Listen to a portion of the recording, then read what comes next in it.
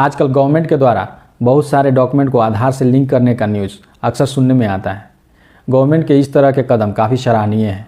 मेरा आज का ये वीडियो कुछ हद तक इसी प्रोसेस को और भी मजबूत करने के विषय में है। मैं आज इस वीडियो के माध्यम से एक ऐसे कंसेप्ट के बारे में डिस्कस करूंगा जिसके इस्तेमाल से आम आदमी और गवर्नमेंट दोनों का बहुत सारा काम बहुत ही आसान हो जाएगा और इसके इस्तेमाल से बहुत सारे फ्रॉड करने वालों को भी आसानी से पकड़ा जा सकता है।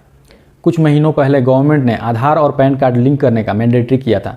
उसके वजह से बहुत सारे ऐसे पैन कार्ड निकले जो कि फ्रॉड थे और उनको डीएक्टिवेट किया गया। अभी हाल ही में टेलीकॉम मिनिस्ट्री ने एक ऐसे वेबसाइट बनाया है जिसके माध्यम से आप ये जान सकते हैं कि आपके आईडी से कितना मोबाइल नंबर चल रहा है, कहीं आपके आईडी का फर्जी इस्तेमाल तो नहीं हो रहा है। उस वेबसाइट में लॉगिन होने के बाद आपके आईडी से जो भी मोबाइल नंबर चल रहे हैं वो सारे लिस्ट हो जाएंगे। तो अगर उसमें से कोई भी मोबाइल नंबर आपको डीएक्टिवेट करना है या डिलीट करना है तो उस वेबसाइट के थ्रू आप आसानी से कर सकते हैं। देखिए, इस तरह के सॉल्यूशंस हमारे लिए काफ़ी महत्वपूर्ण हैं और ये काफ़ी हेल्पफुल भी हैं, मगर अभी के डेट में ये सॉल्यूशंस हर एक वेबसाइट पे अलग अलग है। ज़रा सोचिए, अगर एक ऐसा यूनिफाइड वेबसाइट हो जिस पे इस तरह के सारे काम किए जाएँ तो कितना अच्छा होगा। तो चलिए आज के इस वीडियो में देखते हैं कि ये यूनिफाइड वेबसाइट कैसा होना चाहिए और हम इसका लाभ कैसे उठा सकते हैं। चूँकि आधार हमारा प्राइमरी आईडी बनता जा रहा है तो मैं इस पोर्टल में लॉगिन होने के लिए आधार को ही बेस लूँगा। अब मैं बताऊँगा कि एक बार इस वेबसाइट में लॉगिन करने के बाद हम क्या क्या कर सकेंगे। जैसे आप इस पोर्टल में लॉगिन करें तो ये कुछ ऐसा दिखना चाहिए। ये सब मैं केवल एक सैंपल बता रहा हूँ कि ये वेबसाइट कैसा होना चाहिए। एक्चुअल में इसमें बहुत सारा डेटा दिखा सकते हैं। जैसे ही आप लॉगिन करेंगे आपके आधार का डेटा दिखेगा, जैसे फ़ोटो, एड्रेस, मोबाइल नंबर जो आपके आधार से लिंक है।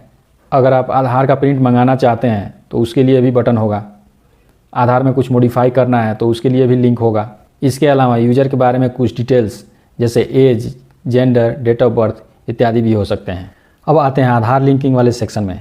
सबसे पहले पेरेंट का, जैसे माँ बाप या गार्जियन का आधार लिंक होना चाहिए और जो भी बच्चे हैं उनका भी आधार लिंक होना चाहिए।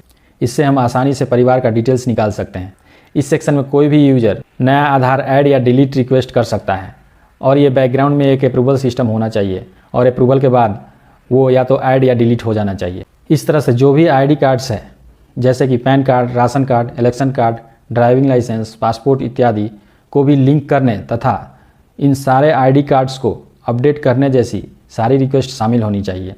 इवन मैं तो ये भी कहूँगा कि इन सारे आईडी कार्ड को अगर पहली बार बनाना है तो उसके लिए भी एक लिंक होना चाहिए। एक सेक्शन ऐसा भी होना चाहिए जहाँ से यूज़र अपना बर्थ सर्टिफिकेट, कास्ट सर्टिफिकेट, आय प्रमाण पत्र, क्रीमी लेयर, मैरिज सर्टिफिकेट इत्यादि रिक्वेस्ट और डाउनलोड कर सके। अब देखिए, जैसे यूज़र को अगर आय प्रमाण पत्र डाउनलोड करना हो तो उसके लिए उससे कोई फॉर्म भरवाने की आवश्यकता नहीं है। ये सारे प्रोसेस ऑटोमेटिक होना चाहिए क्योंकि इस वेबसाइट के अंदर उसके पूरे परिवार का आधार कार्ड और पैन कार्ड है।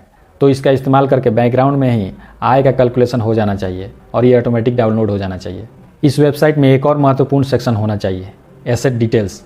इस सेक्शन में यूज़र की सारी चल और अचल संपत्ति का डिटेल्स होनी चाहिए, जैसे कि सारे ज़मीन का ब्यौरा, कितने घर हैं, कितने गाड़ी हैं, कितना बैंक अकाउंट है, PF account, insurance, share, company trust, fund और जो भी एसेट हो सकते हैं वो सारे। इस सेक्शन में ये भी डिटेल्स होना चाहिए कि इन सारे एसेट्स में यूज़र का कितना परसेंटेज है। अगर किसी एसेट में यूज़र का कुछ परसेंटेज ही है और बाकी किसी और का परसेंटेज है तो उसका भी आधार नंबर इस एसेट से लिंक होना चाहिए।